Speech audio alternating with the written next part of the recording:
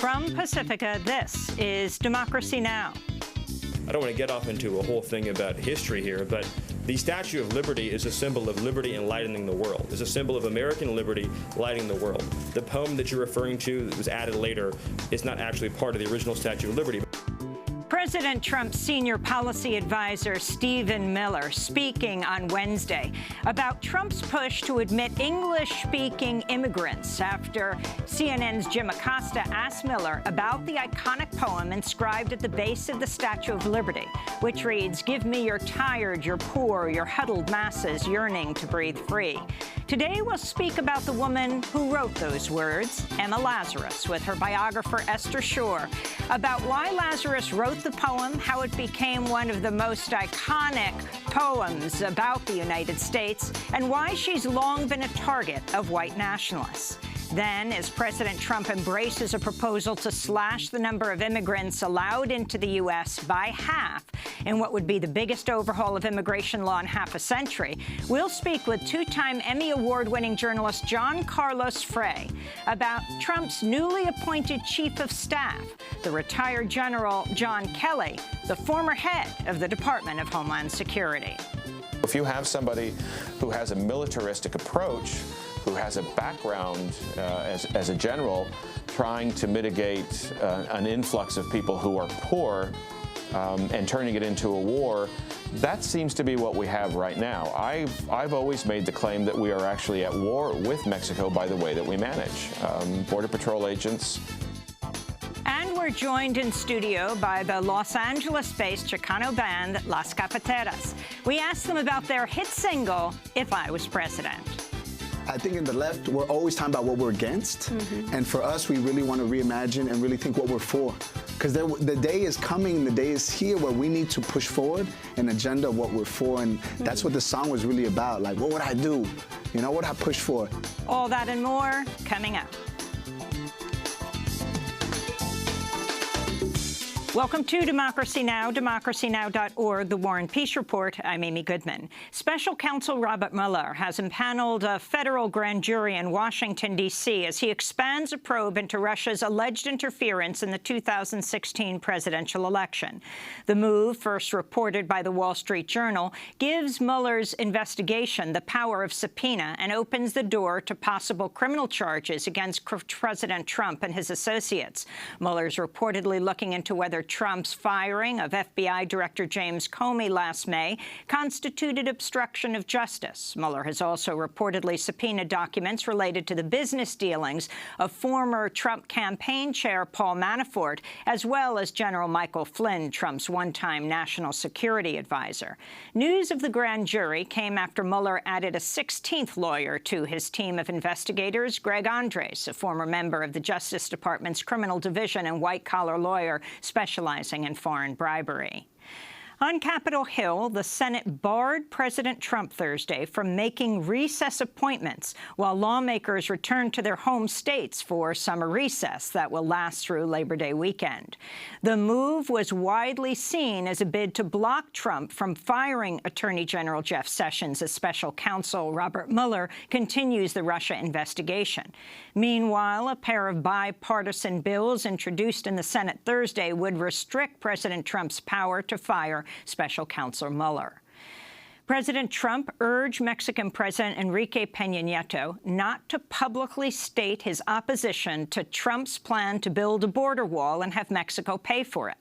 According to a transcript of the January 27th phone call published Thursday by the Washington Post, Peña Nieto told Trump Mexico would not pay for the wall, prompting Trump to reply, quote, "You cannot say that to the press because I cannot negotiate under those circumstances," Trump said. During the same call, Trump threatened Mexico with trade tariffs and called New Hampshire a drug-infested den. In a separate leaked transcript of a January 28th call, President Trump blasted a U.S.-Australian agreement to resettle 2,000 refugees, telling Prime Minister Malcolm Turnbull, quote, "Boy, that will make us look awfully bad." Trump ended the call in frustration, telling Turnbull, quote, "I've had it. I've been making these calls all day, and this is the most unpleasant call all day. Putin was a pleasant call. This is ridiculous." In Syria, The journalistic monitoring group Air Wars reports a series of U.S.-led coalition attacks in recent days have left scores of civilians dead. Air Wars says one coalition airstrike Tuesday leveled a home in Raqqa, killing up to 50 civilians, including entire families. Among the dead were a man named Hamada al-Said al-Hamzawi and 3 of his family members. A separate U.S.-led airstrike that same day reportedly killed 11 members of a single family. And on Wednesday, an artillery attack likely from U.S.-backed forces reportedly killed Raqqa resident Mohammed Ahmed Abdelrahim. In Canada, the government of Quebec says it's processing as many as 150 migrants a day as they cross into Canada from northern New York State, seeking friendlier immigration laws. The influx has led authorities to set up hundreds of cots at a temporary welcome center at Montreal's Olympic Stadium. Among those who recently crossed to Canada was Haitian asylum seeker Marie-Claude Celestin. I found that Canada was the best option for me and my family. You guys understand humanitarian. Unlike in the United States, you treat people as human beings. Most of those seeking asylum in Canada are Haitians who took refuge in the U.S. after a devastating earthquake in 2010. The Trump administration has threatened to remove protected status for Haitians, which could affect up to 58,000 people. New York Democratic Senator Kirsten Gillibrand has withdrawn her sponsorship of a bill that critics say would criminalize free speech and peaceful protest. The Israel Anti-Boycott Act would make it a felony for U.S. citizens to support boycotts of Israel and Israeli settlements, punishable by at least a $250,000 fine with a maximum penalty of a fine of $1 million and 20 years in prison. Senator Gillibrand's reversal came as groups including the ACLU, Jewish Voice for Peace, and Palestine Legal mount a campaign challenging anti-BDS bills as unconstitutional. Nearly half of the Senate and 234 Congress members continue to support the bill. In Nicaragua, Amnesty International has accused the government of a campaign of harassment against activists challenging a proposed $50 billion canal linking the Atlantic and Pacific Oceans. Campesinos say the project could devastate the environment while displacing up to 120,000 people. This is Amnesty International lawyer Erica Guevara Rosas. This canal, whose construction has not yet begun, has in 4 years seen threats, grave human rights violations against communities and the organizations which accompany them in their fight and resistance, because there have been incidents of repression by authorities towards communities that are demanding information from the government. In one incident last December, activists say federal police attacked a campesino protest caravan with tear gas and both live and rubber bullets. Back in the U.S. and West Virginia, hundreds of protesters gathered outside an arena in the city of Huntington Thursday as President Trump rallied thousands inside for a campaign-style event. The protesters largely ignored a so-called First Amendment area set up by city officials 2 blocks from the arena and instead protested just outside the entrance to the venue. Inside, President Trump hit themes familiar with his 2016 campaign and blasted the Russia investigation as a total fabrication. Trump was joined on stage by West Virginia Democratic Governor Jim Justice. Today, I will tell you with lots of prayers and lots of thinking. Today, I'll tell you as West Virginians, I can't help you anymore being a Democrat governor.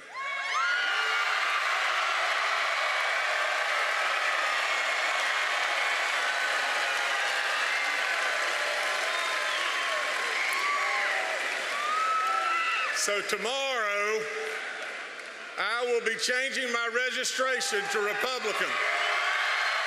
Governor Justice's address was interrupted when Trump supporters tore a Mexican flag away from an anti-Trump protester in the stands while security guards escorted other demonstrators from the arena. The skirmish escalated to a brawl as one person had another in a headlock and security guards struggled to break up the fight. In Russia, a court on Thursday fined opposition politician Alexei Navalny $5,000 for violating election laws ahead of Russia's 2018 presidential race. After a court appearance, Navalny told reporters he was charged after he posted an online video calling for people to participate in unsanctioned protests. They fine, we will continue our campaign. They steal our leaflets, we will continue our campaign.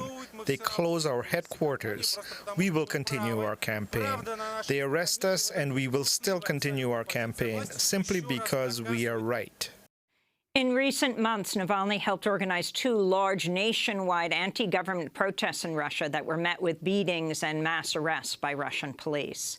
In Japan, Prime Minister Shinzo Abe will lead commemorations Sunday and next Wednesday for the 72nd anniversary of the U.S. atomic bombings of Hiroshima and Nagasaki. Last November, the mayors of both cities invited President Trump to join ceremonies marking the anniversary to follow up on President Obama's historic trip to Hiroshima in 2016. President Trump did not accept their invitation. A former guest who appeared regularly on the Fox News channel says a senior producer solicited sex in exchange for a paid job at the network. The declaration by accidental college professor Caroline Heldman came as part of a lawsuit that charges former Fox consultant Woody Fraser made numerous unwelcome sexual advances on Heldman and other women who appeared on Fox News programs.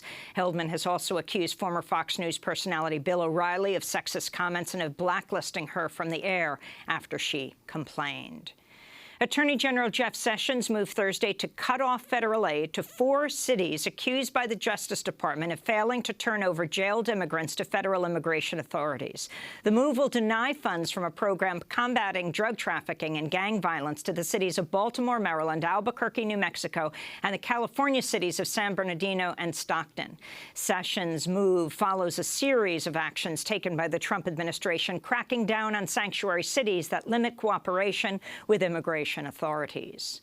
In Los Angeles, an elote, or roasted corn street vendor, has become a folk hero in the ongoing campaign to legalize street vending for some 50,000 workers in the area, a large majority of whom are Latinos and are immigrants. Benjamin Ramirez filmed himself being attacked by a man who knocked over his cart after telling him to move off the sidewalk. When Ramirez stood his ground, telling the man there was room for him to walk, the man knocked the cart over, spilling utensils, coolers, and corn. The video went viral at the end of July. Advocates say because the street vending industry is not fully regularized, some vendors are afraid to contact police after being physically attacked. Orange County Weekly editor columnist Gustavo Arellano featured Ramirez as the every hombre and also lauded him for neutralizing his assailant with chili pepper. Alcaraz is also selling elote justice prints and donating half of the proceeds to Benjamin. A GoFundMe campaign is also underway for Ramirez and other eloteros who have had their carts damaged in attacks. And in Phoenix, Arizona, Celso Morelos, a dreamer known as an innovator and artist, has died at the age of 30 after he was struck in a motorcycle accident on his way to work. Morelos co-founded the Arizona Dream Act Coalition and was known for his kindness, insight, and passion as the guy behind the scenes of local and national online campaigns to stop deportations. His latest project involved developing a web application to alert migrants of raids by Immigration and Customs Enforcement. And those are some of the headlines. This is Democracy Now!, democracynow.org, The War and Peace Report. I'm Amy Goodman. Opposition is growing to the Trump administration's new plan to radically overhaul U.S. immigration law and slash the number of immigrants allowed into the United States by half. The RAISE Act, or Reforming American Immigration for Strong Employment, would create a so-called merit-based immigration system that would favor applicants who speak English, have advanced degrees, or can demonstrate job skills. Since President Trump and Republican senators introduced the proposal on Wednesday, many commentators have noted proposed policy would have likely blocked Trump's own grandfather, Friedrich Trump, from immigrating to the United States had it been in place in 1885. At the time of his arrival, Trump did not speak English, and his immigration record says he had no identifiable skill, or calling, as they called it. The great-grandparents of senior policy advisor Stephen Miller would have also likely been refused entry under the proposed plan, since they spoke only Yiddish. Kellyanne Conway's great-grandfather, too, would have likely been barred for speaking only Italian. Well, on Wednesday, CNN's Jim Acosta, who is the son of immigrants, pressed senior policy advisor Stephen Miller over President Trump's push to admit English-speaking only immigrants in a back and forth that lasted for several minutes. This is an excerpt. I mean, you really don't know that? Cuban immigrant. He came to this country in 1962, right before the Cuban Missile Crisis, and obtained a green card. Yes, people who immigrate to this country can eventually. People who immigrate to this country not through Ellis Island, Jim, as a factual question. Ways do obtain a green card at some point. They do it through a lot of hard work, and yes, they may learn English as a second language later on in life. So, but this whole notion of, well, they could learn, they have to learn English before they get to the United States. Are we just going to bring in people from Great Britain and Australia? Jim, I have to honestly say, I am shocked at your statement that you think that only people from Great Britain and Australia would know English. It reveals your cosmopolitan bias to a shocking degree that in your mind, no, this is an amazing moment. This is an amazing moment that you think only people from Great Britain or Australia would speak English is so insulting to millions of hardworking immigrants who do speak English from all over the world. Jim, have you honestly never met an immigrant from another country who speaks English outside of Great Britain and Australia? Is that your personal experience? Of course, there are people who come. But that's not what you said, and it shows your cosmopolitan bias. And I just want to say, it sounds like you're trying to engineer the racial and ethnic flow of people into this country. Jim, that is one of the most outrageous, insulting, ignorant, and foolish things you've ever said. And for you, that's still a really the notion that you think that this is a racist bill is so wrong and so insulting. That was President Trump's senior policy advisor, Stephen Miller, some might say accosting CNN's Jim Acosta on Wednesday over President Trump's push to admit only English-speaking immigrants. Well, Acosta also asked Stephen Miller about the iconic poem, The New Colossus by Emma Lazarus, that's inscribed at the base of the Statue of Liberty, which reads, "Give me your tired, your poor, your huddled masses yearning to breathe free." What you're proposing, or what the president's proposing here, does not sound like it's in keeping with American tradition when it comes to immigration.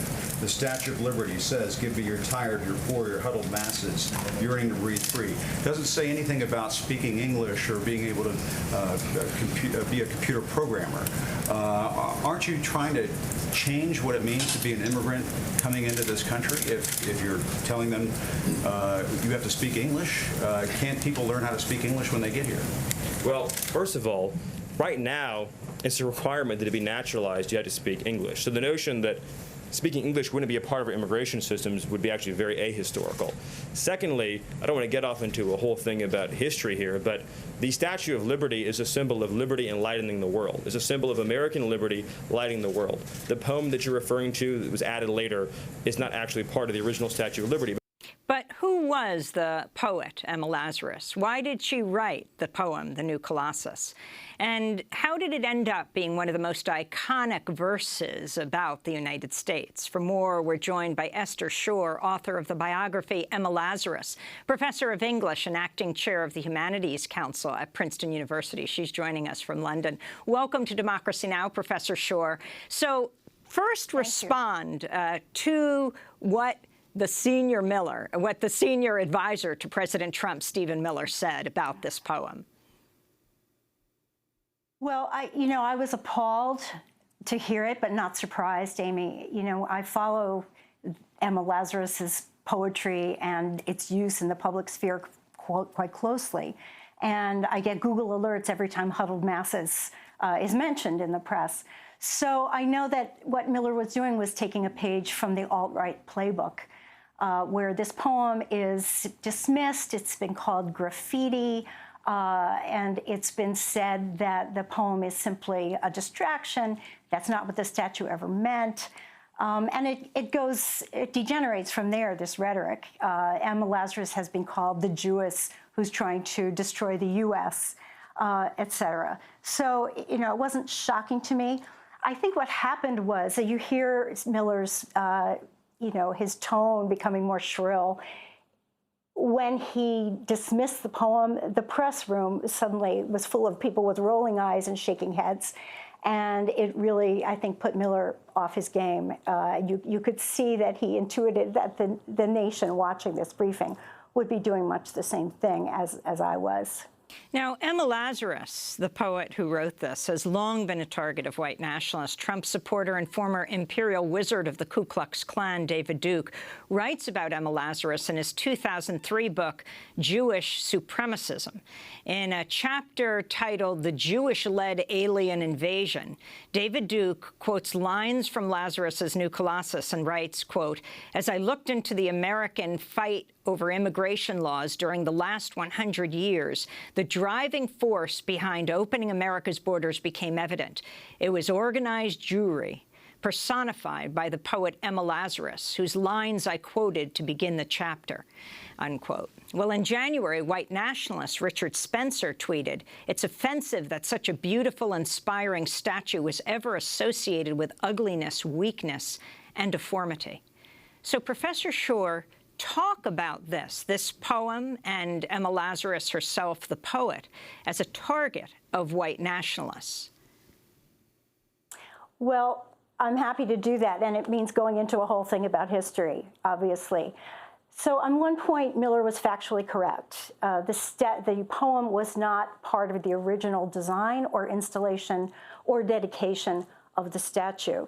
But in fact, the poem predates the advent of the statue on America's shores. Emma Lazarus wrote it in 1883 to raise money for the pedestal for the Statue of Liberty. Now, just to back up a bit, the statue was the brainchild of a liberal French statesman, historian named Edouard de Laboulaye. And Laboulaye, his idea was to celebrate the return of France to Enlightenment values with the fall of the Second Empire and the rise of the Third Republic in 1870. So he had the idea to commission this statue. It would be dedicated to Franco-American friendship, but it would really be designed to place the American emancipation of slaves in the context of the French Enlightenment and to do some good PR for the French people. The Americans saw the statue as a very French thing. I mean, they were not at all identified with it. They didn't reach into their pockets and give to the pedestal fund. Hence, an auction was set up to auction artworks and documents written for this occasion, for this purpose. Now, Lazarus had been very active on behalf of Jewish refugees from Russia who were fleeing persecution, fleeing pogroms, and coming to the United States in great numbers in 1881, 82. And so she was known for her work with the immigrants. She herself was not an immigrant. She was a fourth or fifth generation American, the daughter of a Sephardic Jewish family, a very wealthy family in New York. She had no need to roll up her sleeves and work for these immigrants, but that is exactly what she did. She advocated for them in the press. She taught them English. She tried to get them jobs and job training. And she was, in general, one of their fiercest advocates. Most of her advocacy was to the Jewish community at that point. And I have to say that her efforts met with some disappointment. But it was very typical of Lazarus not to back up, but to forge ahead. And what she did in writing this sonnet was to take her plea for the support of immigrants to the nation. And what she did in the sonnet is quite astonishing. I mean, she completely recast the meaning of the statue, which, by the way, she never saw. She hadn't seen it this time. It was lying in a warehouse in Paris. So it was really a kind of prophetic intuition, a prophetic envisioning of this statue as America's announcement to the world that it was renouncing imperialism, that it was renouncing tyranny, and that it was going to accept those who had been cast out, who had been refused. That's the word refuse really is from the French refusé, people who had been refused by their own native shores. So that's the genesis of the poem. And it was taken notice of at the time briefly when there was a reception for the sculptor Bartholdi in New York. There was a long speech, of course, about Franco-American friendship, but the speech began by saying, here is a statue that will welcome the stranger to these shores. However, Lazarus became ill. The poem was published to a very small reading audience in Art Amateur magazine, and the poem faded from sight such that when the statue was dedicated by Grover Cleveland in 1886, it was not recited, it was not printed in the press, and when Lazarus died a year later, tragically at the age of 38, only one of her eulogists even mentioned the poem at that time. So it wasn't until 1903, and this is what Miller was referring to. You know, obviously he's gone to Wikipedia and read the National Park Service website. You know, he's up on his information here. But in 1903, a private donation was made by a friend of Lazarus as a tribute to her 15 years after her death. And the poem still didn't catch on until the 1930s, when it was embraced by pro-immigrationists, a man named Louis Adamich, Slovenian immigrant. And he saw in this poem a most eloquent statement for his cause. And he quoted it, his co-workers quoted it, they introduced it in schools, children began to memorize it, it was set to music, etc. And since the 1930s, the poem and the statue have really been inextricably linked through many vicissitudes and many debates about immigration reform, I might add, which has certainly not been static since the 1930s. Well, Esther, so I think, yeah. Go ahead, your conclusion. Well, you know, when Miller says, because the poem wasn't planted on the statue when it was dedicated, it has nothing to do with the statue, I think is just a very blinkered and false statement. Especially because it's now been on the Statue of Liberty at the base for over 120 years. Rather, yes. 114 years. Yes, exactly. And people, you know, aging immigrants, when they've written their memoirs, have reported that they sailed past it and read the words of the sonnet emblazoned on the outside of the statue. It was never on the outside of the statue. So this is a memory that comes from this deep sense that the American public has that this sonnet is linked to the statue. Well, I want to thank you so much, Esther Schor, for joining us, Professor of English and Acting Chair of Humanities Council at Princeton University. She wrote the biography, Emma Lazarus. This is Democracy Now!, democracynow.org, The War and Peace Report. Back in a minute.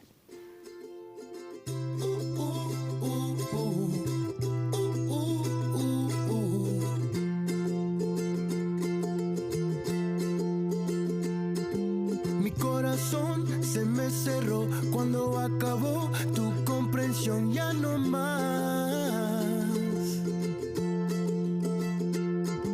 La tempestad ya se calmó, sé que juntos daremos para más.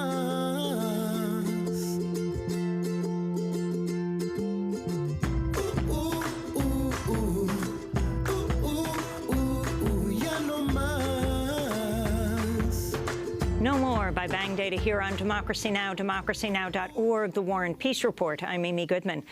President Donald Trump Wednesday embraced a proposal to slash the number of immigrants allowed into the U.S. by half, in what would be the biggest overhaul of immigration law in over half a century. The RAISE Act would create a so-called merit-based immigration system that would favor applicants who speak English, have advanced degrees, or can demonstrate job skills. This comes as Trump ousted his chief of staff, Reince Priebus, and replaced him with retired General John Kelly, who was serving as the head of the Department of Homeland Security. This week, I spoke about these developments and more with John Carlos Frey, the two-time Emmy Award-winning journalist and documentary filmmaker. I asked him about the head of DHS, retired General John Kelly, who is now President Trump's chief of staff. He was the former head, most recent former head of the Department of Homeland Security, which is the umbrella organization of ICE and the U.S. Border Patrol and Customs and Border Protection agents. This is a task force, a police force of over 75,000 individuals who secure the border and the seaports, and those are the people that we interface when we come into airports from an international flight. And he is in concert with the Trump administration's anti-immigrant policies. He was ahead of this organization that wanted to institute the Muslim ban. He also is in favor of deporting the parents of dreamers, the undocumented parents of U.S. citizen children.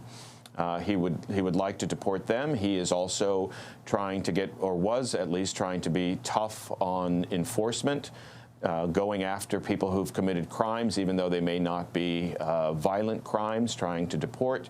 It seems like we've ramped up deportation in the United States. The numbers are a little bit murky, but it seems like ICE is a little bit more freewheeling than they were during the Obama administration. And he was the head of these organizations that participate in that kind of law enforcement.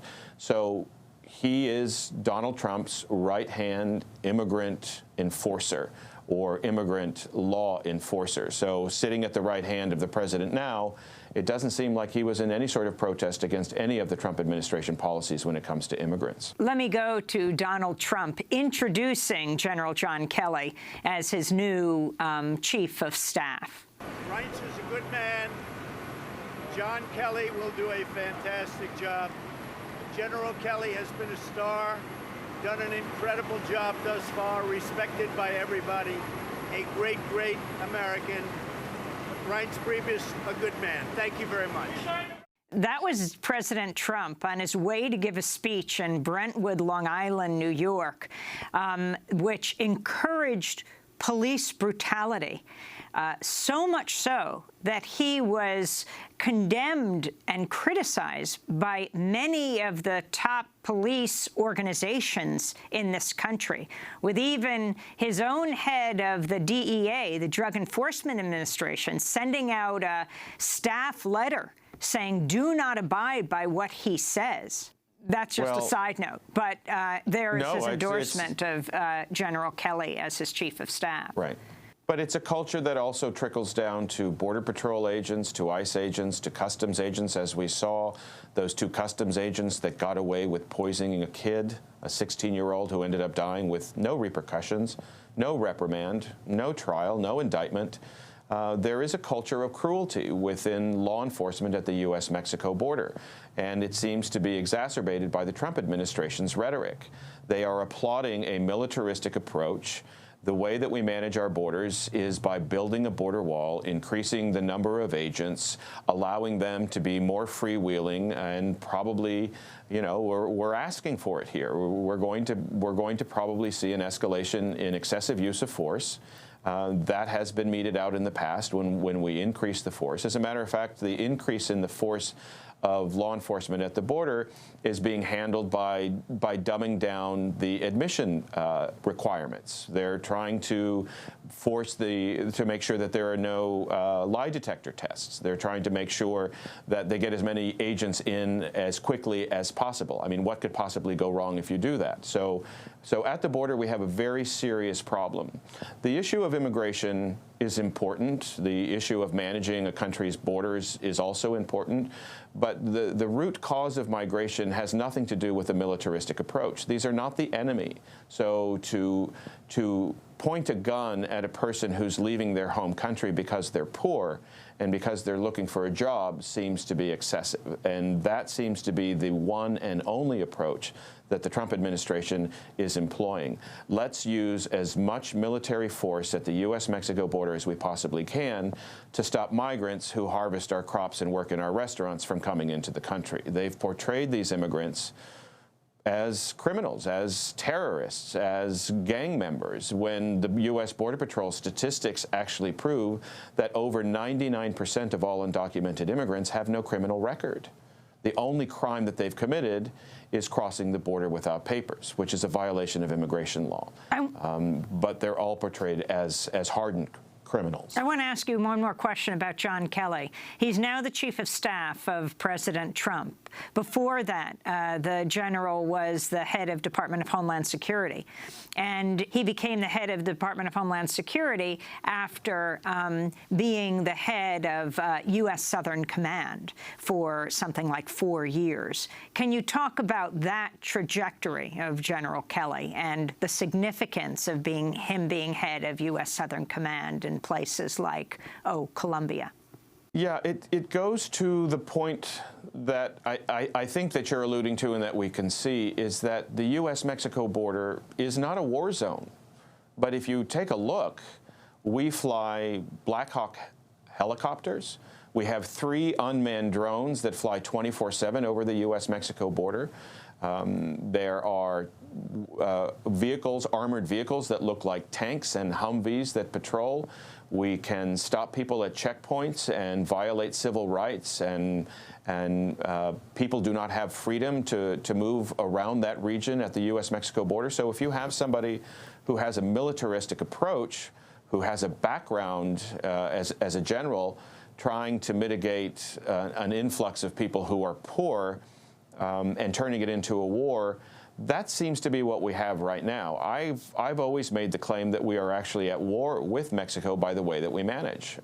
Border Patrol agents, there hasn't been one Border Patrol agent in the 100-year history of the U.S. Border Patrol who's been indicted for murder. Yet Border Patrol agents have killed dozens upon dozens of people, and none of them have ever gone to trial. John Carlos, this issue of the wall and the DHS granting a waiver to itself. It's not uncommon. During the Bush administration, a dozen years ago or so, we built border walls in Arizona and California, and the exact same procedure was followed. The federal government waived a series of laws and restrictions along that thin strip of land so that they could go ahead and build more border fencing. We're talking about environmental laws, water rights laws. In one small section in San Diego County, there was believed to be an Indian burial ground with some artifacts that had not been, that had no anthropological testing done at the time, and they were basically all just bulldozed over to build the border wall. So the federal government owns about 60 feet from the borderline itself northward. So there's a thin strip of land in California, Arizona, and New Mexico that the federal government actually owns. And they're basically allowed to do anything they want with that piece of land. And waiving environmental laws or waiving any sort of restriction is, as you've said in your intro, a possible violation of constitutional law, but they go ahead and do it anyway. In Texas, it's a little bit different and a little bit more difficult to build the border wall because the homeowners, private landowners, own the land right up to the line itself. The line in Texas is the Rio Grande River. So people can own a home and their land can butt right up to the U.S.-Mexico border. So the federal government actually has to purchase the land before they build any sort of a border structure. In many cases, that's where the border wall building stops, is in Texas, because a lot of landowners have protested. But it looks like they've already cleared, the federal government has already cleared these restrictions. To my knowledge, they have blueprints drawn for this border wall. They've already started to meet with defense contractors to start building the wall. This is something that the administration, we're not hearing much about it, but it looks like they're going full steam ahead here. And can you talk about exactly what this wall is? You even have President Trump talking about putting solar panels on it, so it would generate electricity. It would be cheaper for the Mexicans to pay for. But at the same time, in Congress, voting to pay for the wall in exchange in order to, help to balance the budget, throwing trans soldiers out of the military. A very, very strange connection. But do you know the connections between this? Yeah, it's all still sort of murky, but according to what I've gleaned from reports is that Trump wants this wall. He promised this wall. He campaigned on this wall. His supporters shouted and cheered for the wall, so he wants it done. And if he has to throw transgender military service people under the bus in order to get it done, that seems to be the deal that he brokered. There were some right-wing, anti-gay Republicans who basically said, we'll help you push your border wall forward if you make sure that trans people can't serve in the military. That seems a simplified way of saying it, but that seems to be what's happened here. Or they said, we don't want to pay for gender reassignment surgery, and they wanted to take that cost, something like $8 million, out of the budget. And apparently, at least according to one article, as one top Republican official put it, we asked him to light a candle on the table, and he burned the whole candle down by calling for something that none of them were calling for, which was a ban on all transgender people in the military. Right. Well, if you take a look at what the border wall costs, some estimates have it at about $10 million for a mile. Obviously, we don't know what it looks like at this point, but that would mean that those cost savings would get you about 3/4 of a mile of a border wall. The border itself is a couple thousand miles long, so I don't think that we're going to get much of a border wall if he takes money from some sort of reassignment surgery pot of money that's available. So it seems like a strange approach, but he wants this border wall, and as you said, he's going to burn the candle all the way down to the ground in order to get it.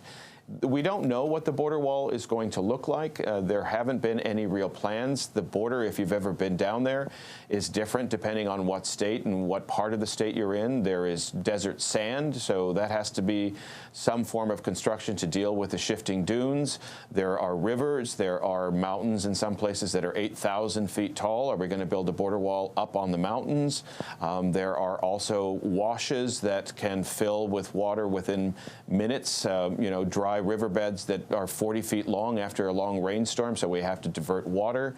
There are also border crossings in areas. There are ports of entry, so how do we manage those? So the border wall is going to have to be different. I've heard anything from making it a virtual border fence, where there is some sort of technology that can detect people coming across, to actual physical structure, to what you said, the solar panel wall. So it's different in all different places, and there really doesn't seem to be a plan. And money hasn't been appropriated. The border wall construction that's going on now, and that we're hearing a little rumbling about, is fortifying fence that already exists. There has been not 1 inch of new border wall constructed yet. So we're only fortifying what we already have. That's John Carlos Frey, two-time Emmy Award-winning journalist and documentary filmmaker. His work focused on the experience of immigrants on the U.S.-Mexican border. This is Democracy Now!, democracynow.org. When we come back, Las Cafeteras.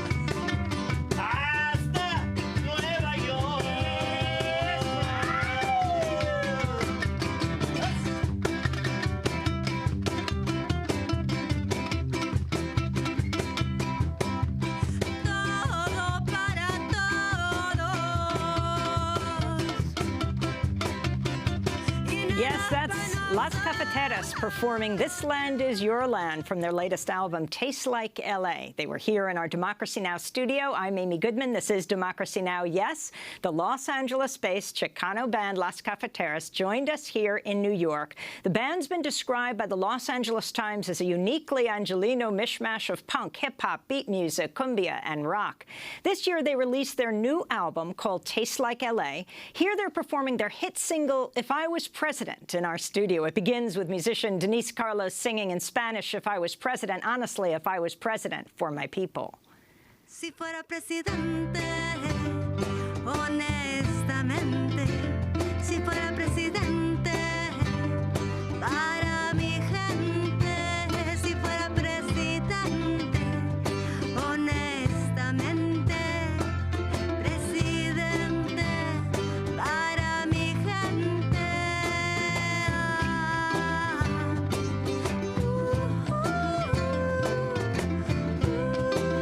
Check, 1, 2. You see, if I was president, I'd roll up up my sleeves as I face the congregation. First thing I do is free education. And every third period, we practice meditation. Every third period, we practice meditation like a brown Robin Hood. I'd take from the rich and I'd give to the poor, so my little sister ain't gotta be hungry no more. And my first lady would be my mom, cause she smacked at the first out of drone strikes and dropping bombs. And I'd free all my poor black and brown kids that got caught up in 3 strikes. And when they get out, they getting free bikes, so they could ride to the future, not to their past. Go to the store, get some chips. That's Las Cafeteras. I spoke to 2 of its 6 members, the 2 co-founders of the band, Hector Flores and Denise Carlos. I began by asking Hector Flores to talk about their hit song, If I Was President, on their new album, Tastes Like L.A. I think in the left, we're always talking about what we're against. And for us, we really want to reimagine and really think what we're for. Because the day is coming, the day is here where we need to push forward an agenda of what we're for. And that's what the song was really about. Like, what would I do? You know, what would I push for? And actually, 3 months leading up to the recording, I went to like Food for Less. And every time I went to go buy food, I would ask the workers, I said, hey, if you were president for a day, what was the first thing you would do? And basically their responses or the lyrics that I wrote for my piece. They always said education. They said, man, you know, I'd get my cousin out of jail because he shouldn't be in there for weed, and like things like that. And that's sort of what we put into the song.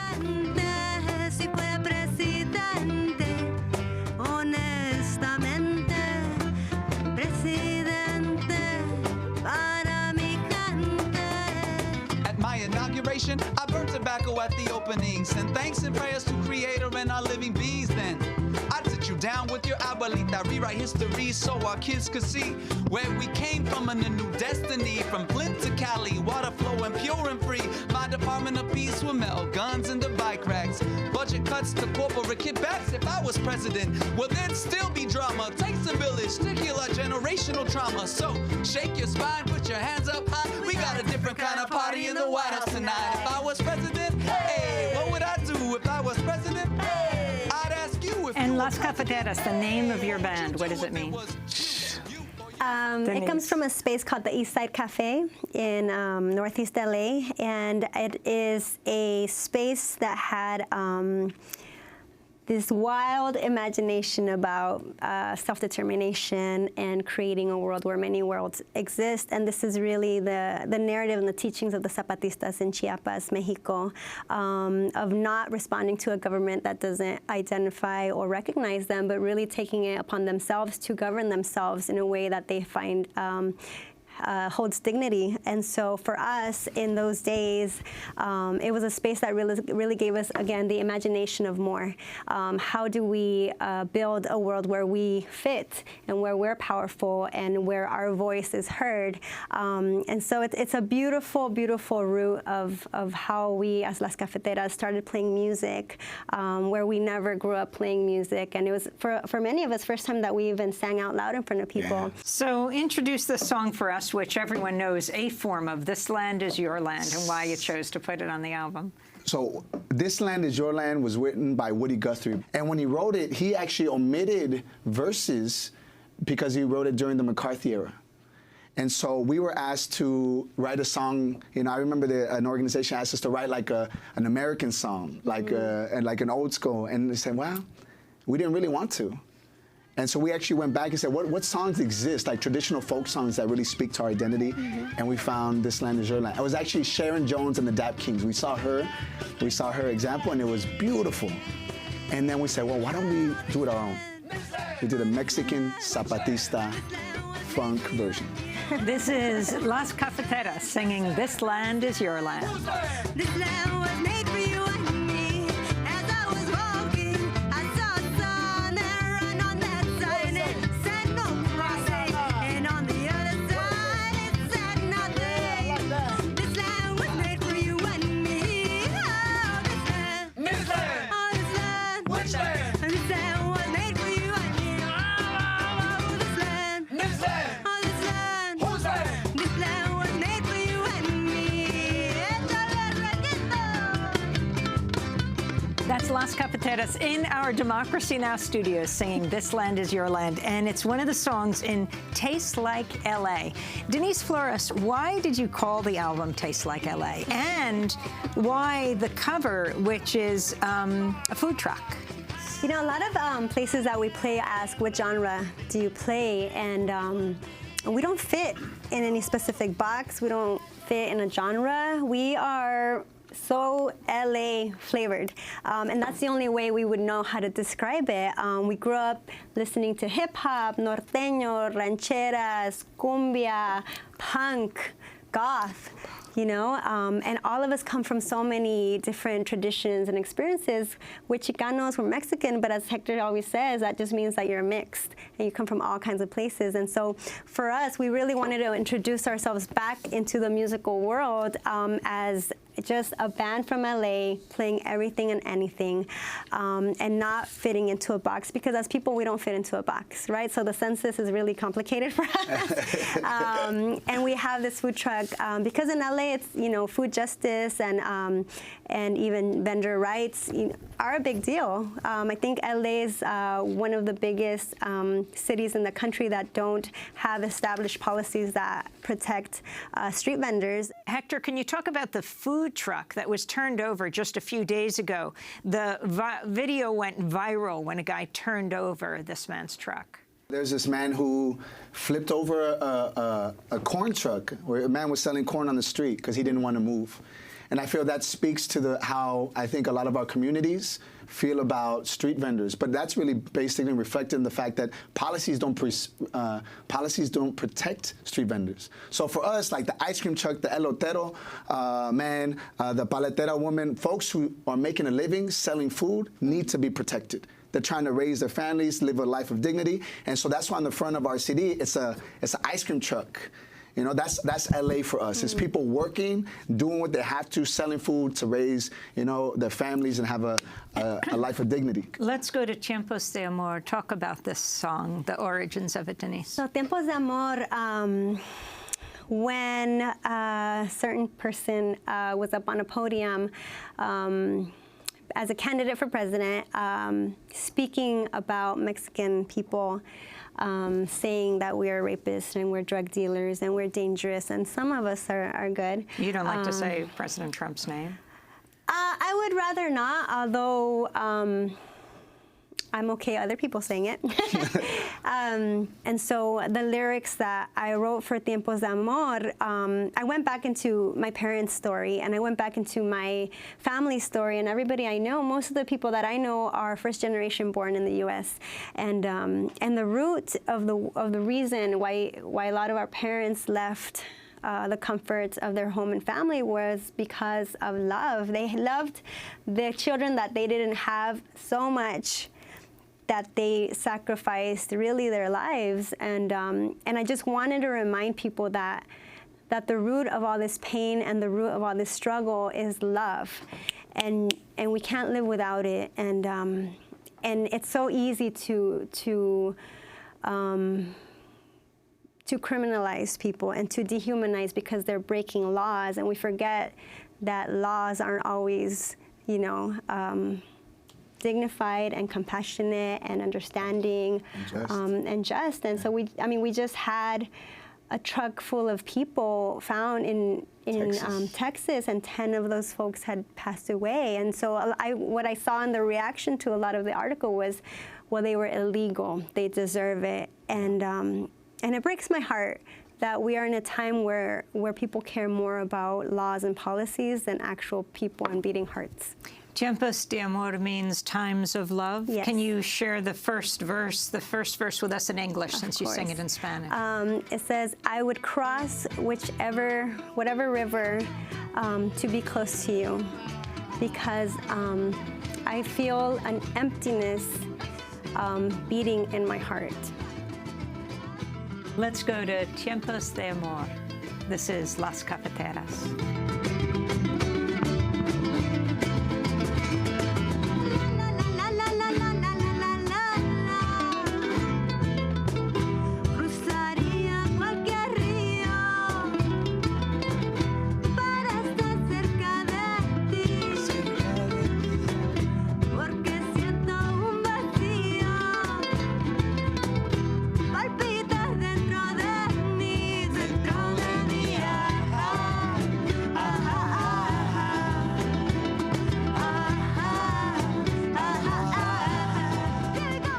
This is Democracy Now! Before we end, when you came back into the United States from Canada on this tour, as you head off to London, then back to Canada, you came through New Haven. Talk about why.